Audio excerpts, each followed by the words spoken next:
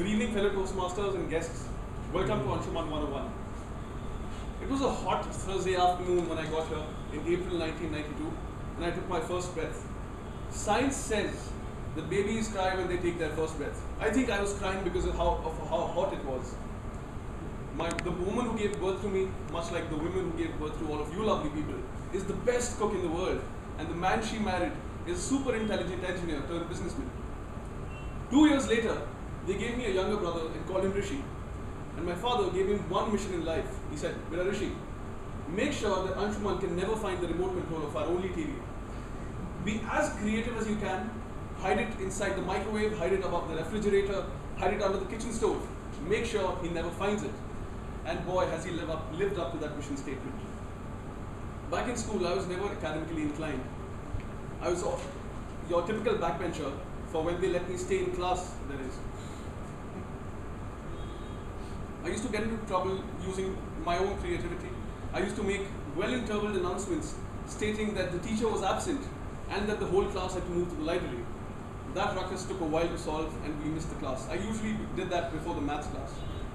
But there was this one time in class 9 where I circulated a false school notice stating that the classes for our particular section had been called off for the next day on account of an elaborate student-teacher meeting.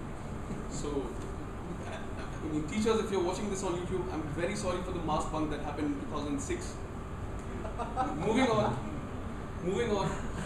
There was this much-needed parent-teacher meeting when I was in class 12, which triggered in me some constructive guilt, enabling me to prepare well for my board exams. Eventually, I scored marks which are good enough to get into St. Xavier's College, where began the most transformational journey in my life. I still wake up at 5 a.m. Yes, I do that, except for Sundays. I wake up at 5 a.m. I know how to speak in English because I was addressing crowds of 75 people every Saturday in my semesters.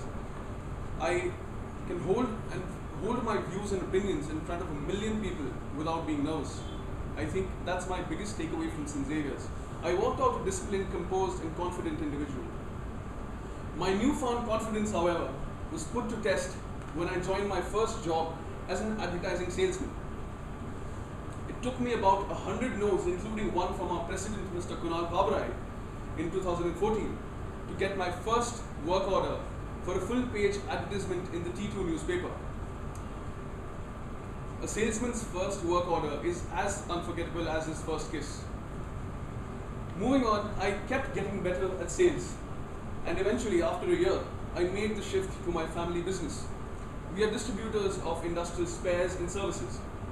I am looking after institutional sales and new market expansion. I'm also prototyping with a new instrument which is aimed at increasing manufacturing efficiencies using the underlying principles of linear alignment. I believe utilitarianism is the ultimate competitive advantage. Outside of work, I enjoy playing basketball. I enjoy engaging in beginner-level landscape photography. I have my fair share of solo travels every now and then. My next trip is to Bhutan in December. I have taught English and maths to class 7 and 8 children as part of a youth-run organization for 1.5 years. I am involved as a facilitator with Startup Weekend, a California-based organization which conducts residential hackathons for aspiring entrepreneurs to take their ideas off the ground. We've had some cool companies created back at IIM Calcutta. My recent trysts with showmanship, be it acting as a quizmaster at Barry O'Brien's public speaking workshop or as giving out Bollywoodish pep talk to about 100+ entrepreneurs at IIM Calcutta, I have grown to love addressing an audience. There is this flow state which I am in, which sometimes does get the better of me, but nevertheless, I am more than willing to come here and even fail if it takes that to be here on the podium. At the risk of sounding pompous, I started considering myself in the top 1 percentile of speakers in the world. Grand fallacy, I know, but that's how it is.